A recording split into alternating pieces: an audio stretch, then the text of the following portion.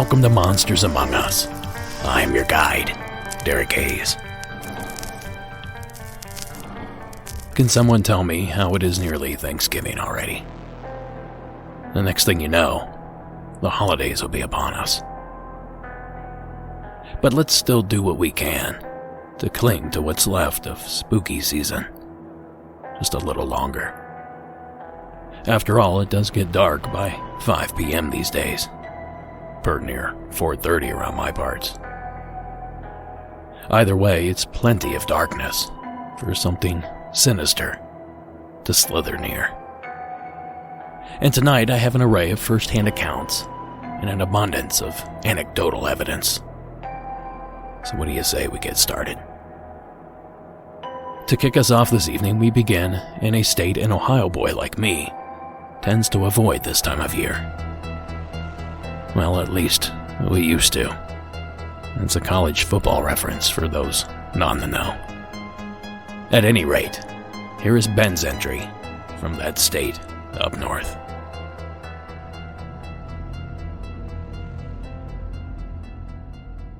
Hey Derek, my name is Ben. I'm from Grand Rapids, Michigan, and I've got kind of an interesting story I wanted to share. So when I was a kid, probably back in about 2002, 2003, my parents bought a new house outside of the small town that I grew up in, and we had about 3 acres of land. So the vast majority of that was woods, which, of course, I had friends over all the time we used to play in. But if you walked back into the woods, there was an old red pine grove that looked like it had been used for telephone poles, is what I'm assuming, but had long since been abandoned. So the trees were far too big at that point to be used for poles, and a bunch of them had died or fallen over or been rotting. But the space was always really, really weird, and when you walked in there, all the trees were planted in rows. So it was a weird feeling. It felt really creepy. And I always felt like there was something out there watching me. And I never knew what it was because there obviously wasn't like a person out there or anything like that because it'd be way too easy to see them. But, that area of the woods was always really silent for some reason. We used to find animal carcasses back there a lot, which was weird. We never found them anywhere else. And then one night I remember I had been out there and I kept thinking that I could see something out of the corner of my eye while I was out there, but I think it was later that night I ended up having a dream where I was out there in the woods and there was this creature probably 8 to 10 feet tall, and it was completely made of trees and rocks and vines and plants and things like that. And the only word I had back then to describe it was like some sort of elemental creature, because it didn't seem like it was human at all. And as I grew up and left there, I never had any thoughts about that again until just recently. In the past couple of weeks, I've been taking a lot more walk early in the morning and when it's light out. And every time I walk through a wooded area, I'm starting to have this feeling like I did back then that something is watching me. And I'm in areas that have a lot of traffic, that I can hear the highway, I can see the road, all these things that should make me feel safer, I guess, that I'm not in the middle of the wilderness or something. But it always feels like there's something watching me, and it never feels quite human. I'm just not sure how to describe it. I don't know if it could possibly be like maybe a nature spirit of some kind, or like a forest guardian that watches over that area. I don't know, but it seems to be following me places because it doesn't matter which patch of woods I go to, I keep getting the same feeling. And I've tried multiple by now, but I guess I just wanted to share that, and maybe if there's somebody out there who has a similar experience or things like that, I would love to hear about it. So thanks. Love your podcast. Keep up the great work. Thank you, Ben. Now, we had a similar grove of pine trees back in Ohio growing up. Technically, it was the old man's property.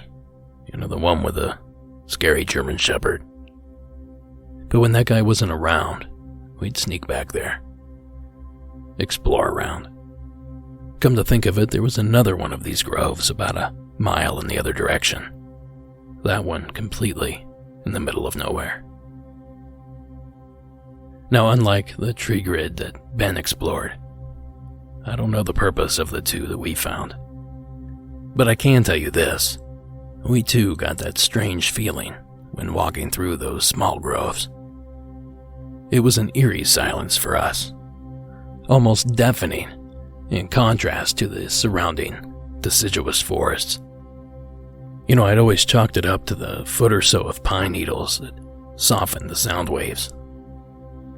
But also, like Ben, I grew up in a Bigfoot hotspot, so let's begin by exploring that option. Now, Michigan isn't exactly well known to be home of the big guy, but the state does come in 7th out of 50, according to a graph assembled from BFRO reports by satellite internet. A link to this map can be found in the show notes, so go see where your state ranks. Unless you're from Hawaii. In that case, you're going to be disappointed. But back to Ben's bewildering parable. I did a little digging to see if I could find a first-hand encounter from the area. I managed to find this clip from Mid-Michigan's WEYT, NBC News 25. And I should point out that less than 100 miles separates Ben from the location of the following experience.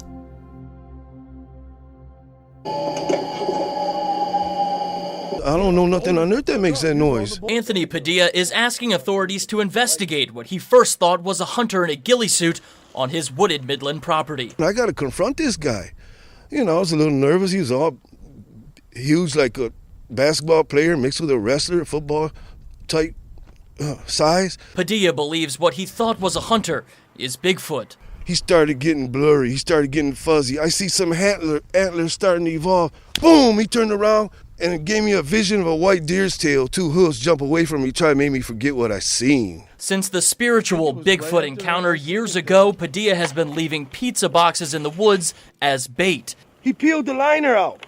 Bigfoot enthusiast Matthew Smith is taking a harder look at the boxes that Padilla says Sasquatch has handled. Just rolling them up, kind of making it look like there's a sign that it's been there. I noticed that there's a bunch of hair samples. Padilla and Smith say their investigation without police is leading them to more people with the same claims in Midland County. They're asking people for help, information, and hope for police cooperation. Then we can track it down and we can prove to the world that they do exist, right here in Midland County. Now, I can't help but think that the news might be having a little fun with these guys. But the witness seems convinced that he saw something. Now, the detail about it suddenly having antlers, hooves, and a deer's tail gives me plenty to feel skeptical about.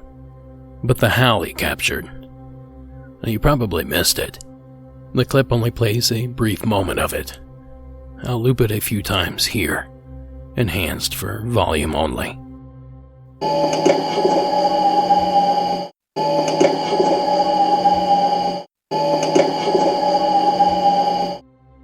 So this howl that he captured is awfully reminiscent of another strange recording from somewhere in the state. This one from the crew of Animal Planet's Finding Bigfoot. As usual, I'll loop it a few times.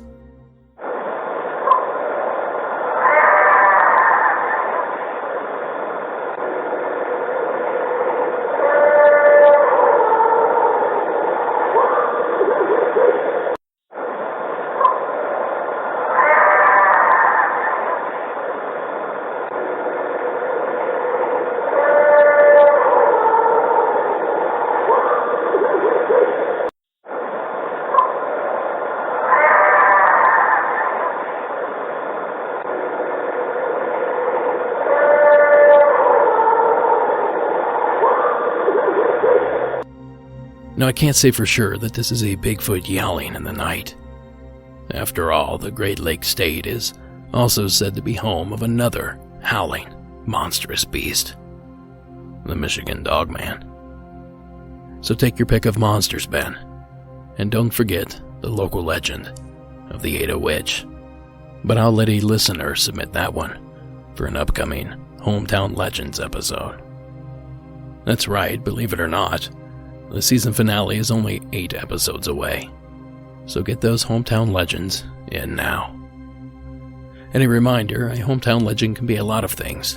An eccentric local with a twisted past, a rumored monster lurking on the outskirts of town, or a tragedy, a mass sighting, or any other supposedly true local legend. And when you do submit yours, be sure to mention early on that the submission is for Hometown Legends, so that I don't miss it. And how does one submit these tales, you ask? Well, dial up the 24-hour hotline at 1-888-608-NIGHT. That's 1-888-608-6444. Alright, back to the action. And this time we head south to Texas, where Gail has a tale waiting for us. Hey, Derek. This is Gail from Central Texas. I'm calling because I just got finished listening to Season 7, Episode 14, and there was a gentleman by the name of Kyle that submitted a Black Panther story. I know you like big cat stories, so I actually have one via my now-deceased Uncle Joe. I have an Uncle Joe that lived in Orange, Texas, which is on the Texas-Louisiana border. I imagine that's pretty close to where Kyle is. And I would say back in the late 90s, early 2000s, one of the things that Joe liked to do is go up in the woods and just sort of kind of disappear for a couple of days, and that was his form of relaxation. So one night he was, I don't know exactly which river, but one of the rivers over there. What he would do is when he would camp out and sleep, he would sleep in a canoe. Well, he would anchor his canoe off the riverbank and usually have about like 10 or I guess 12 feet of slack, so that way his canoe would be in the middle of the river and he would be sleeping and he wouldn't be on the shore. And he would prop himself up with like I think a couple pillows and a blanket and just sleep on the canoe. Well, one night he was doing that and he was awoken. I guess he heard something lapping water. And he said he didn't even really have to move. He just, shifted a little bit and opened his eyes. And right in front of him he described it as a black panther lapping water on the shoreline.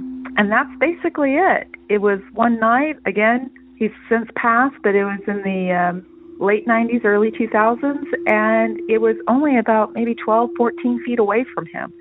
And again, it was middle of the night, good moonlight, so he could see exactly what it was. And since he really didn't move that much, he didn't alert the animal. And I guess that the wind was blowing to where it wasn't leaving his scent, to the animal.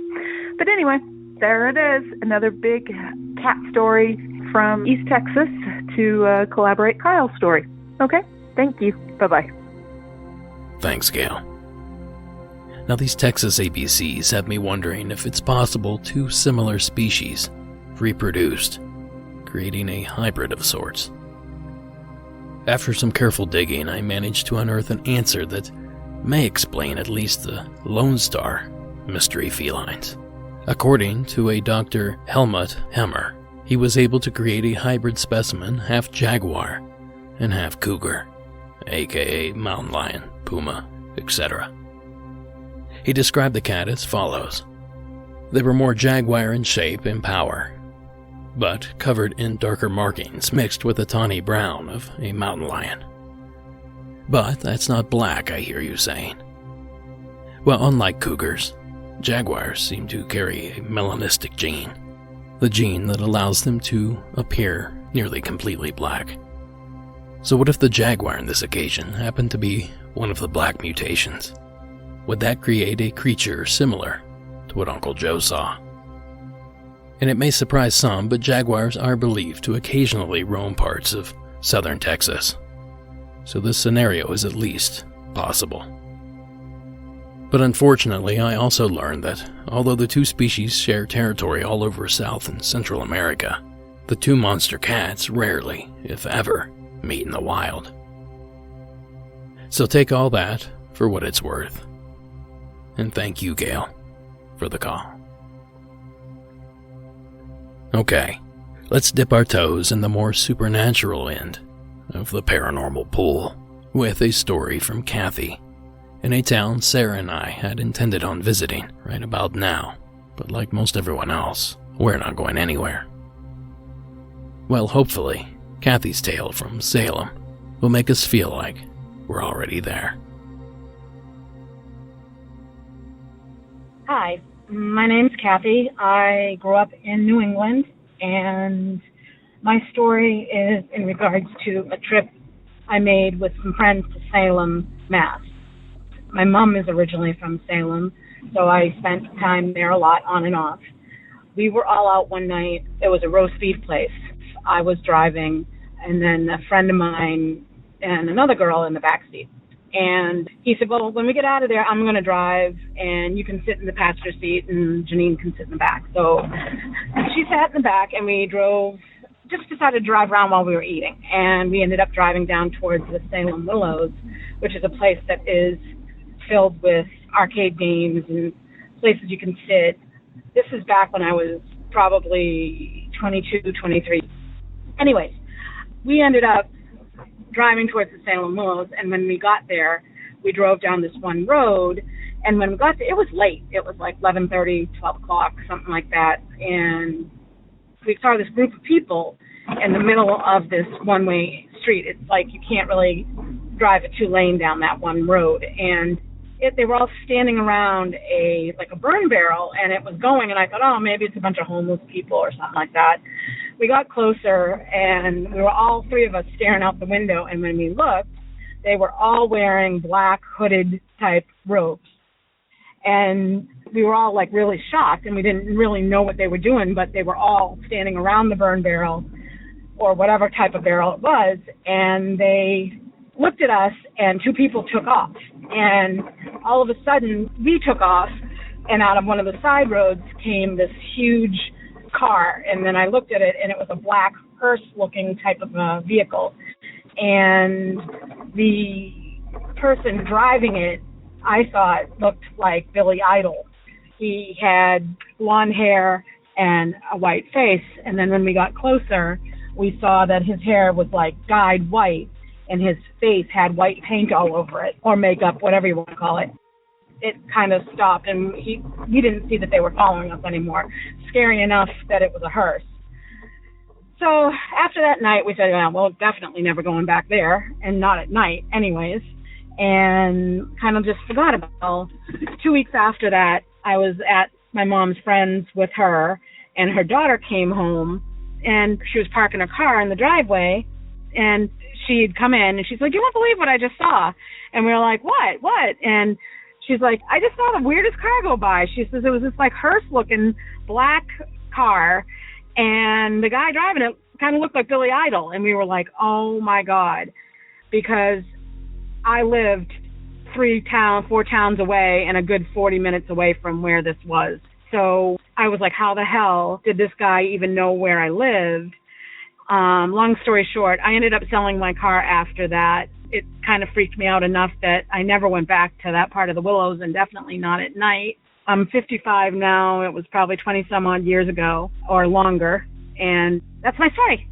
Thanks. Bye. Thanks, Kathy. When I was 6 or 7, my aunt lived in Youngstown, Ohio, and we'd drive up and visit on occasion. And on the way up, we would pass the Ohio town of Salem. Now, I'm a bit embarrassed to say, but I actually thought that was the same Salem as legend, and feared the wrath of witches each time we passed. Now, I'll admit, I wasn't the brightest of children. But in regards to Kathy's experience, I'm curious if perhaps this was some sort of performance street art or something. I understand the area of Salem is quite touristy. Then again, the story gives me Lost Boy vibes, so they might just be vampires. Thanks again for sharing that entry. And maybe that Billy Idol lookalike is listening now. It can help clear all this up. Now, real quick before we dive into our next one. I haven't asked this in a while, but We have a lot of new listeners, so here we go. Please take a few moments to rate and review, 5 stars of course, on your platform of choice. And if your platform doesn't allow for reviews, share the show on your social media page, if you would be so kind.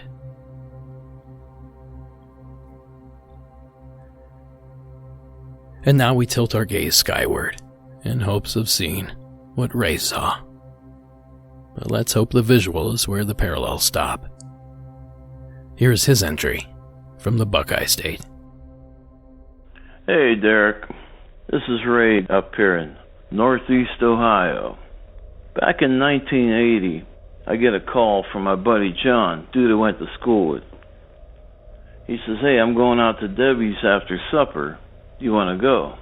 I said, yeah. Debbie lived right across the Pennsylvania border.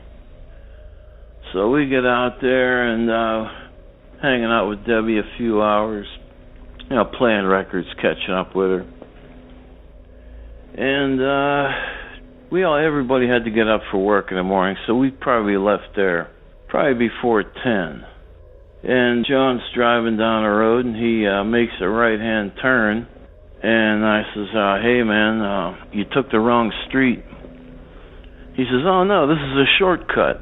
Now, some of these roads in rural Pennsylvania, it's just a dirt road cut through the forest. There's no lights, there's no street lights, there's no sidewalk, And this road happened to have, there's a field off to the left-hand side.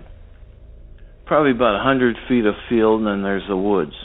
So we get about a quarter mile down this road, and we both see 2 lights right above the trees, just hanging there. Look like 2 car headlights about 12 feet apart, just floating above the trees.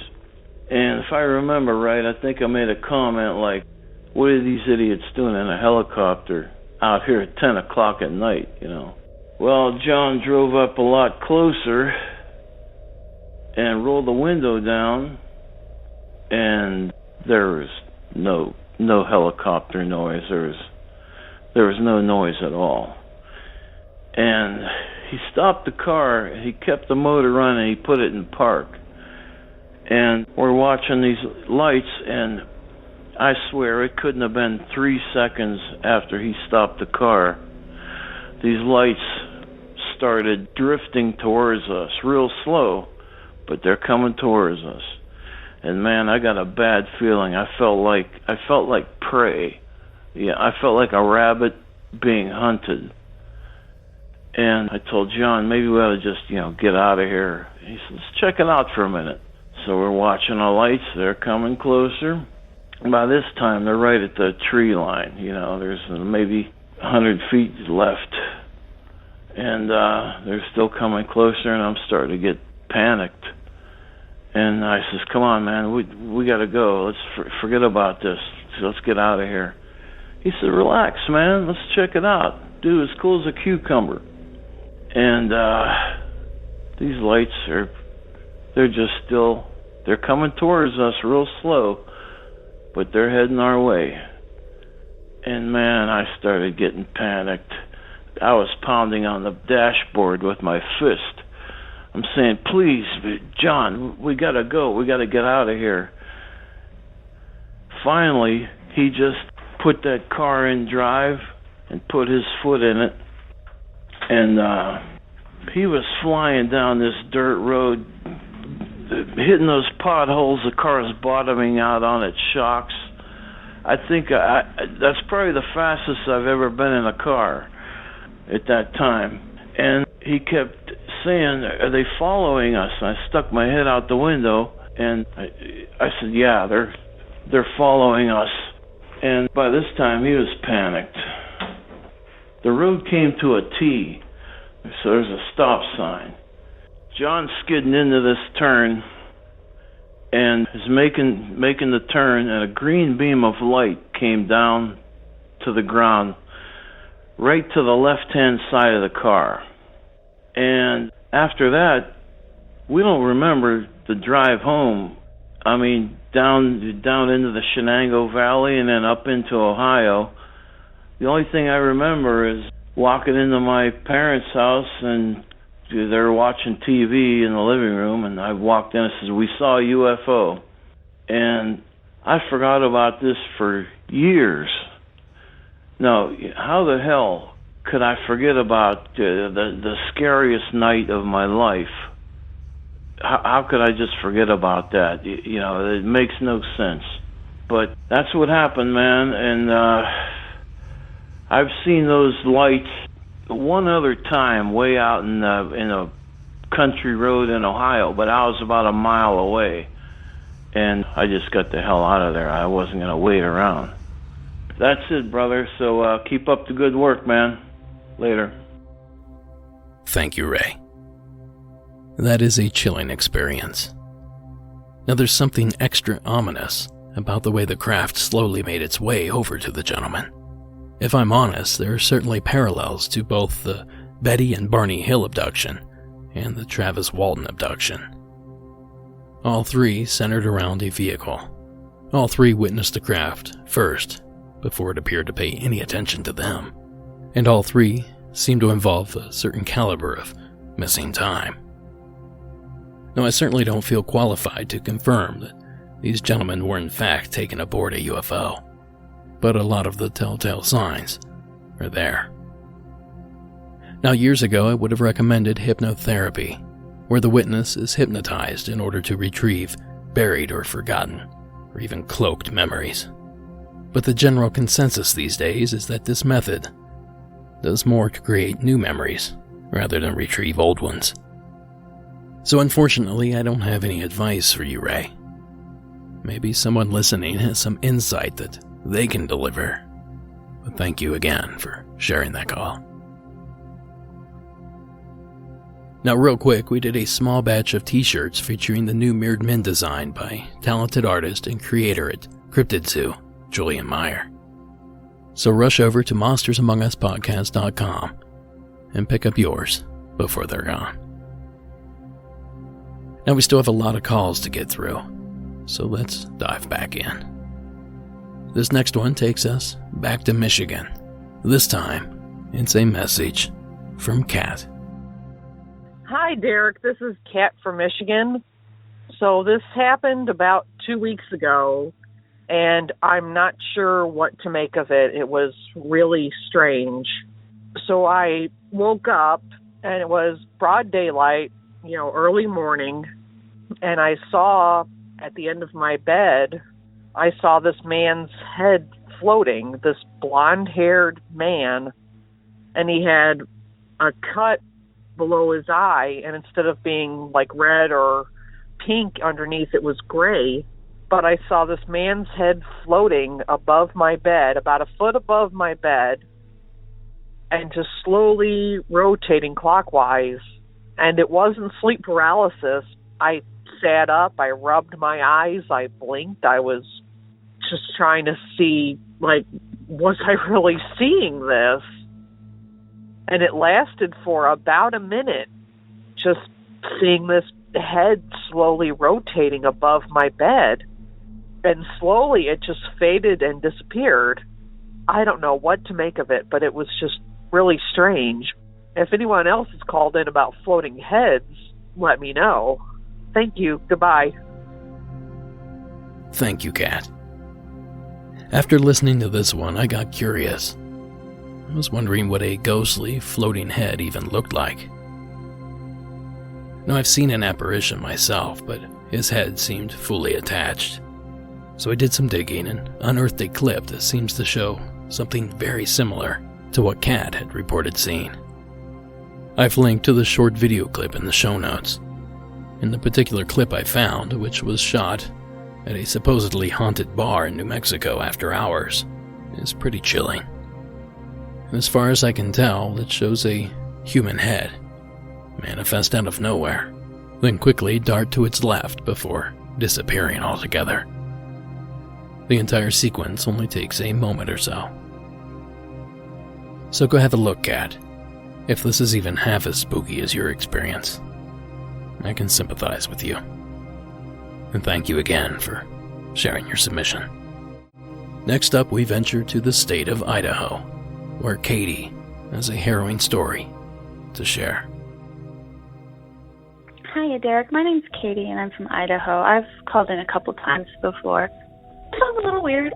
So every morning early, between 6 and 7, I go outside to water my garden because, especially in the summer when it's hot, I live in Idaho. It gets crazy. Anyway, I have a truck, a big truck, a Toyota Tundra. It's big enough to haul a camper. And I'm sitting there watering my garden like I do every morning. A couple cars go past, perfectly normal. And if you have a truck or you've ever been around a truck, you know the sound it makes when someone gets out of it. The way that the whole truck shifts, and it's like, and if someone jumps out of it, it does it really quick and loud, and it's like, oh yeah, somebody got out of the truck. Well, I'm standing there watering the garden, and my cat's next to me because she likes to come out. And all of a sudden, I hear the truck shift like something big, bigger than anybody in my family, because I've never heard it make this sound. Like something jumped off the truck, and I whirl. And my cat whirls at the same time, and her hair's all standing up, and all the little hairs on my arm are standing up, and I whirl, and there's nothing there. The truck is rocking very slightly, like something just got off it. And like I said, it's a big truck. No cars had recently gone by. There were no people. There were no animals. I live across from an elementary school. There's a cow farm about 100 yards from that school behind a fence, but it's a suburb area, and I saw nothing. I mean, I walked around to look. Nothing under the truck, nothing around the truck. And like I said, school parking lot right across the road. And all of the houses, they're all aligned. They're all 7-foot fences in front of them. It's total suburbia. Nothing. Then I looked on top of the truck, and there was nothing on top of it either. It was just the weirdest thing. And I felt like I was being watched. The hair did not go down until I went inside. 10 minutes later, when I went out to walk my dog, I still felt uneasy around that truck. I actually haven't gotten into it since. My wife thinks I'm a little crazy, but she also didn't see the truck move and hear it move with nothing coming off it, because nothing hit the ground. There was no sound of an impact, nothing running, just the whole truck shifting like badly, like somebody had jumped off it. I wish I had a video because the sound it made, it was unnerving. But anyway, yeah, keep up the good work. I have no clue what that was. I wish I did, and at the same time I don't. Thank you. Thank you, Katie. No, I'm no mechanic, but I've been toying with vehicles my entire life. And I have an idea that could explain this strange experience. The rear of most pickup trucks have long bands of steel that suspend the rear axle, allowing it to give when you hit a bump. Otherwise, you'll be going through the roof with every pothole. Well, given that these springs, commonly known as leaf springs, are under tension, they occasionally split, crack, or even break, sometimes causing the vehicle to list suddenly, which, at least in my opinion, would make the vehicle look as though something large leaped from it. Now, this theory could also explain the lack of footfalls on the ground when the invisible object, quote-unquote, landed. And if Katie had not been in the truck yet, she may not notice the faulty spring. But this occurrence is fairly rare, especially for a sitting vehicle, I would imagine. And after all, she is located in the state of Idaho. So could this invisible culprit be our old pal, the glimmerman? Now, not that Katie alluded to that suggestion, but given her location and that location's history with the phenomena, and the fact that she saw nothing, I felt responsible to point out that connection. So thanks again, Katie. Maybe my logical explanation can help ease your mind a bit. Or at the very least, go check your leaf springs. I have a couple more stories, but real quickly, I finally remembered to mention this. If the Season 10 finale is fast approaching, then we know the Season 11 opener is right behind it. And in keeping with the tradition, I'm calling out a certain group of individuals. This time around, I want to hear from those that work with water. Ferry boat captains, sewer inspector, water park worker, scuba diver, fisherman. I want them all. So call that hotline at 1-888-608-NIGHT And be sure to use the phrase water jobs early in the call so I can search your call out. And I'm going to address this real quick because I know I'm going to get some emails. I'd originally planned on making this the medical worker special, but with hospitals all over the country overflowing with COVID patients and resources in low supply, I didn't want to add to the duties.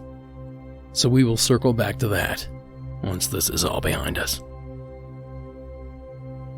I had several listeners reach out suggesting that topic, so great idea, guys. Just bad timing. Now, this next one is kinda cool. We head back to the state of Texas and meet up with Brian for this one.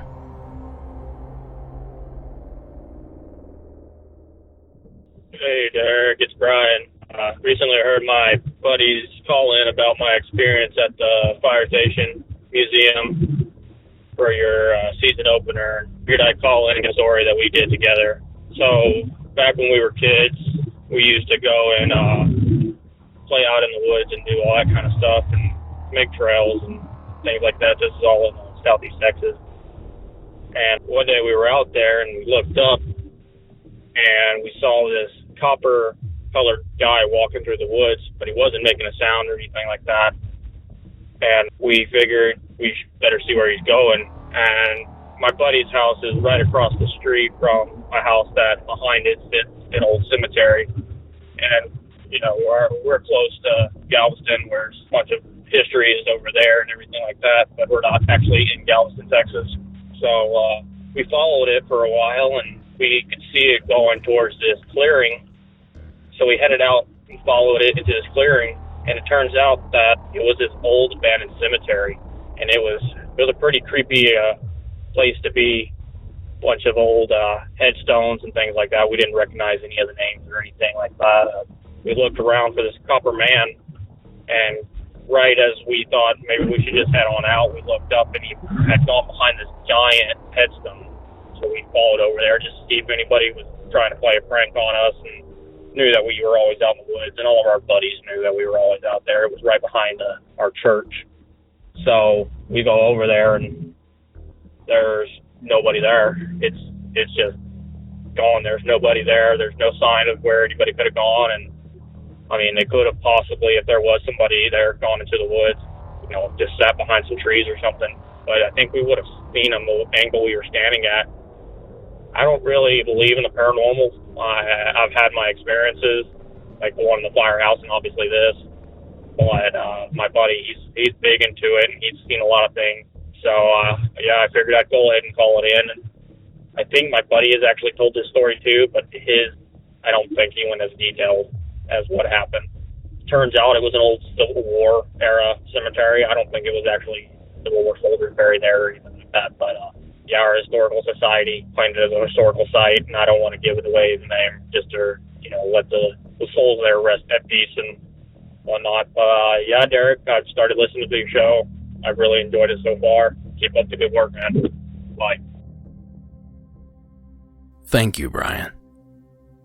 This one had me puzzled, but I knew what to do. I reached out to Cryptonaut's Rob Murphy for help. If it's obscure creatures in cryptozoology you're looking for, Rob is your man. So thanks to Rob, I was able to learn the following.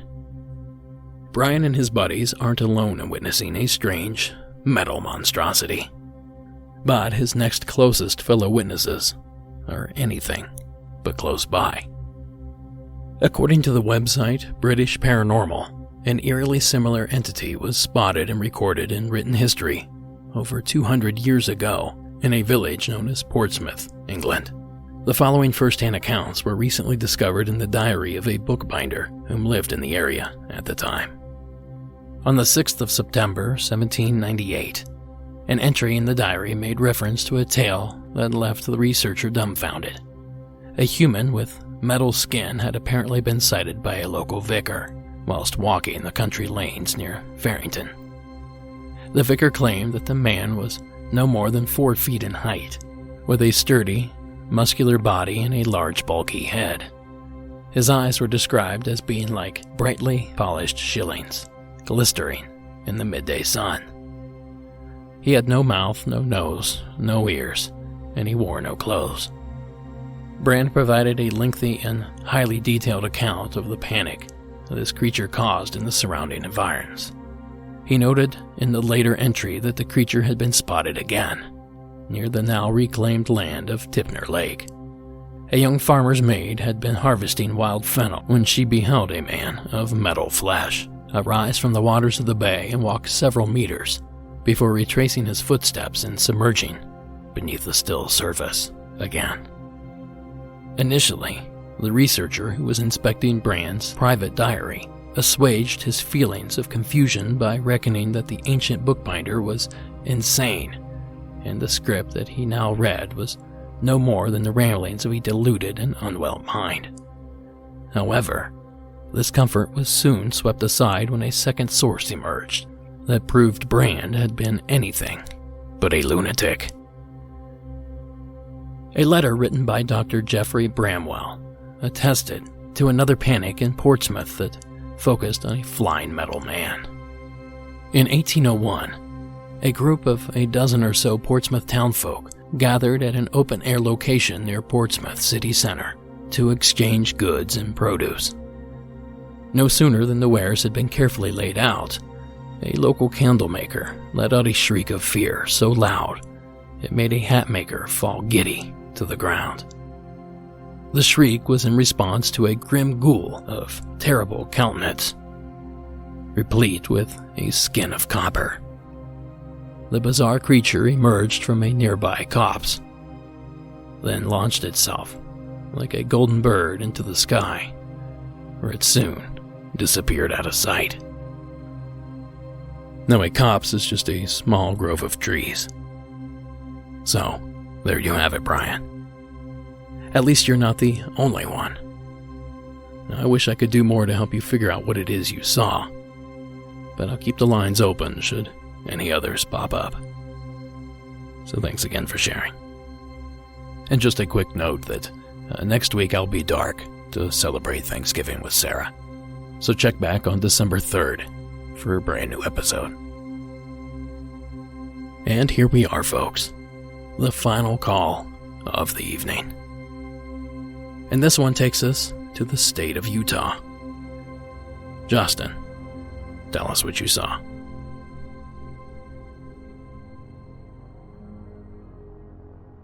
Hey Derek, my name's Justin.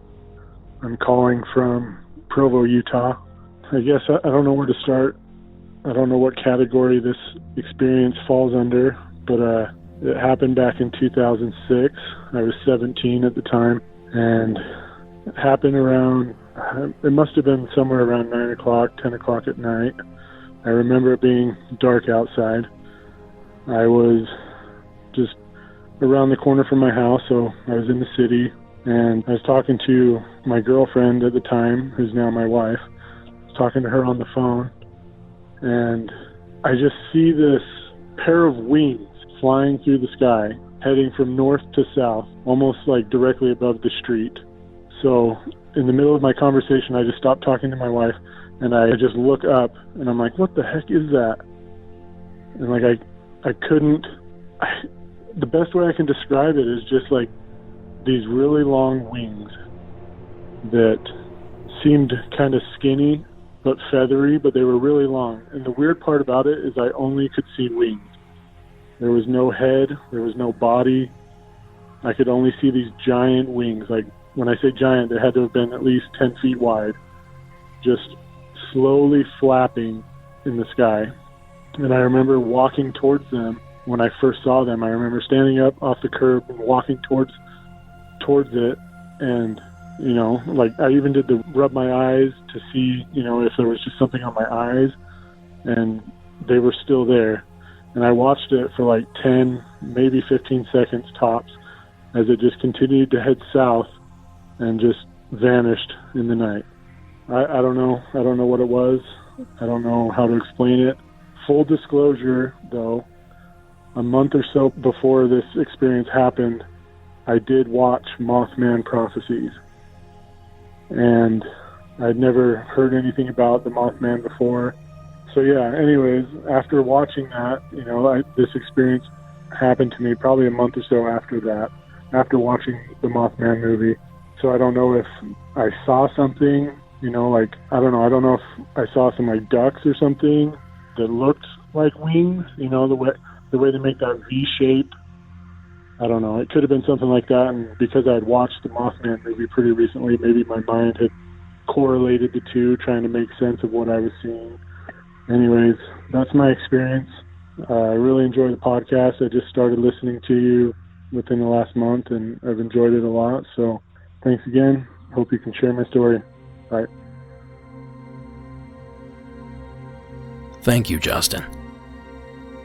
I've narrowed down a few possibilities that could be blamed for Justin's encounter. I thought it would be fun to go through them one by one. Let's begin with his suggestion that it could be something akin to Mothman, the infamous winged precursor of doom, known to be seen in places like Point Pleasant, West Virginia, and Chicago, Illinois. Not a state like Utah. In fact, I couldn't find much credible evidence to support any sightings of the creature in the state. So for the sake of argument, I'm ruling the old Mothman out of this one. My next suggestion would be a legend that we've touched on from time to time. A beast of Native American origin and North American residence. The Thunderbird. Thunderbirds are giant predatory birds with wingspans known, they're twice the size of what are recognized as large birds. The South American condor is the largest wingspan recognized, and these birds typically are twice that size. There have always been stories about the existence of giant birds. In North America, giant birds are part of many First Nation traditions. We can often see them depicted on totem poles and in native artwork. The most famous name is Thunderbirds, because in the Great Lakes area and in the Pacific Northwest, it's in the spring when the storms return to the Northlands and to places like from Ontario to British Columbia. That's when the Thunderbirds return. They migrate north back into those areas where they nest, and that's where the Indians have pointed to locations saying that's where the Thunderbirds used to nest.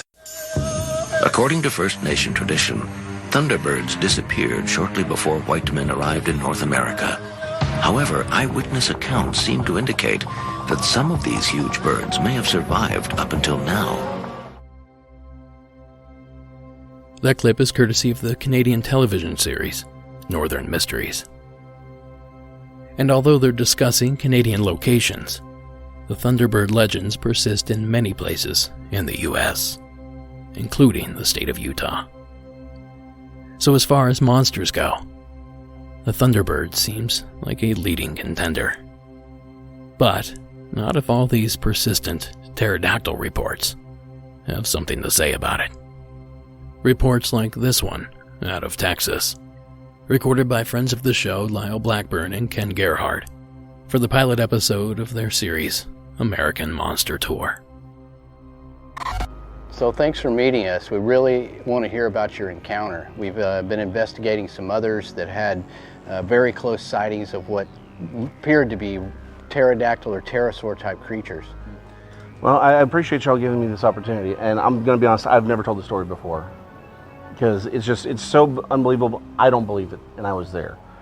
We have this creek, the 10 Mile, that's about half a mile from my house, from where I grew up. This one little part, sort of an undeveloped area. We'd go ride our bikes and whatnot, but it was good for fishing because the fish would, some of the brim and carp would be caught in this one little deep pond. We're out there for a couple hours, a friend of me, and nothing's biting, so we're going packing up. He's ahead of me, and I'm walking back up the bank, and I hear a noise. I can only describe it as like like an ugly crow or an ugly raven cry. And so I stop because I've never heard anything like this. And I turn around, and at first I see what I thought is the biggest blue heron I've ever seen in my life. Because I'm like, this thing is huge. And then it gets about 5 feet from me, and I realize it has no feathers. It's just skin, and it's very leathery, and as it's pulling through, I realize it's a tail. and it has this big sort of triangular flange on the end of it.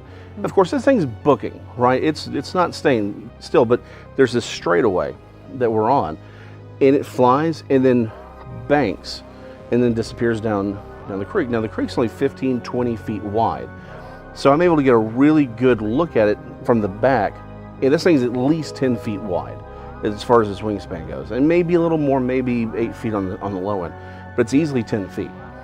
And it's just gliding and just banks on and disappears. I don't hear any more cries, and I'm just sitting there like, what did I just see? And my friend comes back and is like, hey, what's going on? I'm like, I think I just saw a pterodactyl. And he's like, yeah, you're insane, and just walks off. And I'm like, well, no one's going to believe me, so I just sort of file it away and just completely dismiss it myself until really a few years later when I started finding out there were sightings. Now, that entire episode, which pairs perfectly with this call, can be found for free in the show notes. Now, although that experience took place in Texas, like the Thunderbird, these pterodactyl sightings seem to persist all over North America. Yes, including Utah. I've included another link in the show notes of a few Utah boys that also claim to have seen something similar back in the early 2000s as well. But come on, a pterodactyl? They disappeared from the fossil record some 65 million years ago. And it's pretty hard to achieve that and survive to modern day. Which brings me to my third and final suspect. There's a marine bird known as the frigate bird. It's a large, sleek, black bird with a long beak and a split tail that resemble legs.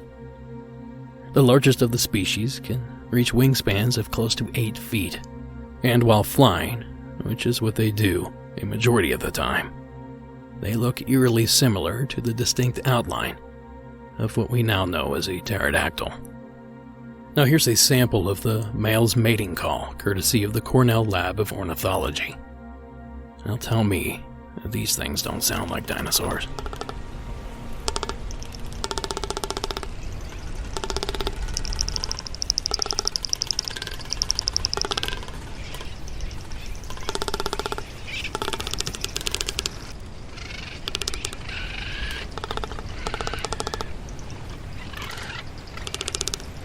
Now I know what you're thinking.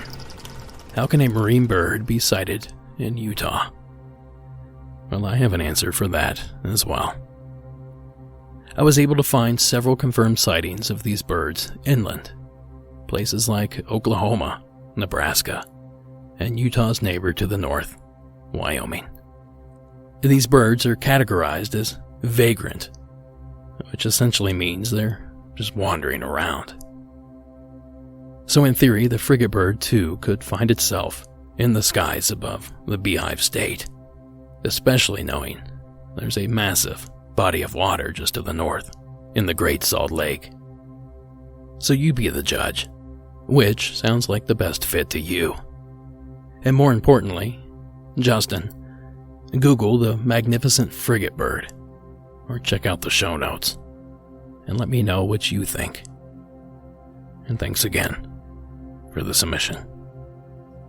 And that's going to do it for this episode. Monsters Among Us is written and produced by me, Derek Hayes.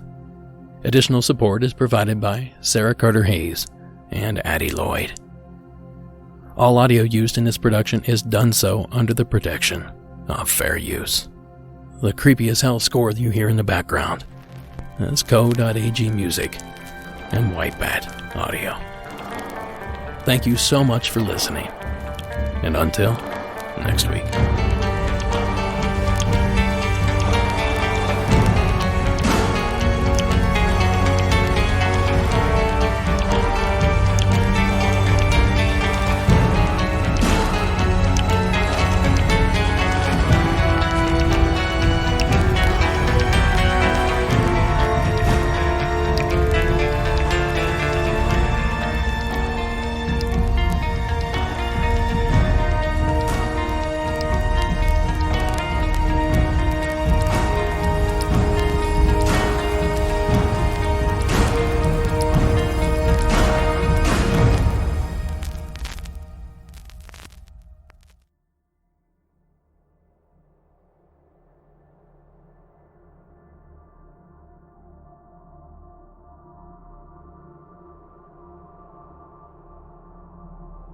Tonight's bonus story comes to us anonymously by way of Portland, Oregon.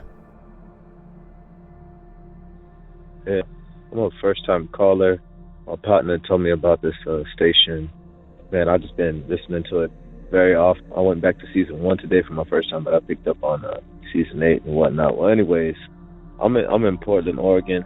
I want to remain anonymous for certain reasons. I'll call in some other time, talk about some other stuff. But, man, it's about 17 minutes ago, so about 10 o'clock, September 26th, on a Saturday night. Clear skies, beautiful stars is out. You know, it's not. I was just looking up at the stars and never see the stars is out. The wildfires finally calmed down and got some good rains. So I sleep with the windows open all the time, every night. I mean, even if it's raining, I sleep with the windows open. I like fresh air. And I'm looking up at the stars, and out the corner of my eye, I keep seeing through my screen. It looks like I'm thinking there's a glitch on the window. Through the screen, I'm seeing like a zigzag up and down, up, down, left, like an L shape, up, down, left, up, down, left.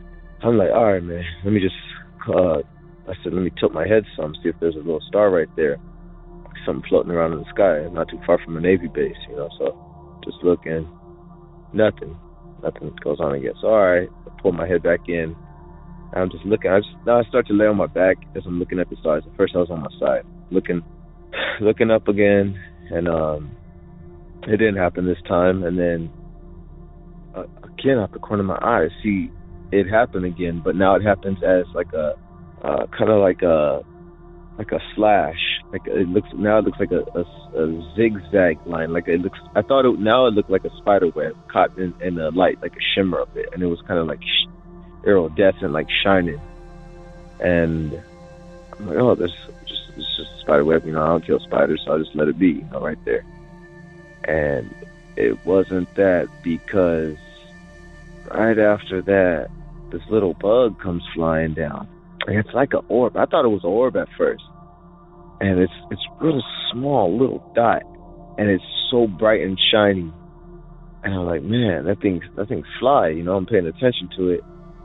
And it does this weird thing to where it stretches itself out long like it was a spider web, then goes back to a little orb, then it goes up, down, and it blurs my vision.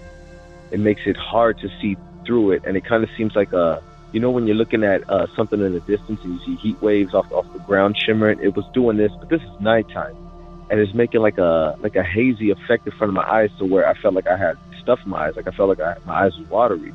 And so I'm like blinking my eyes now, trying to like back away from it, and then I see it goes up and another one comes, and they're kind of like close to each other. I'm like, oh, this is weird now. So now I close the windows. I closed my bedroom window, kitchen window, the other window. The only one I left open was my screen window, because I'm like, all right, well, this thing's probably not going to go through the screens. So I left my screen window open, and immediately after that, I'm talking like 2 minutes later, I lay on my back and start praying to my God. You know, I'm laying on my back, talking to Jehovah, and the air gets freezing cold in here instantly. I don't know, I just heard something right now. Oh, that was it. That was my story. I gotta go. That is a first. I'll be honest, I've been waiting for a day when a call was ruined by the very activity being reported. And it seems like it's finally happened. But in all seriousness, I hope our anonymous caller is okay. Thank you for the submission, and thank you for sticking around for the end of the show. Have a good night.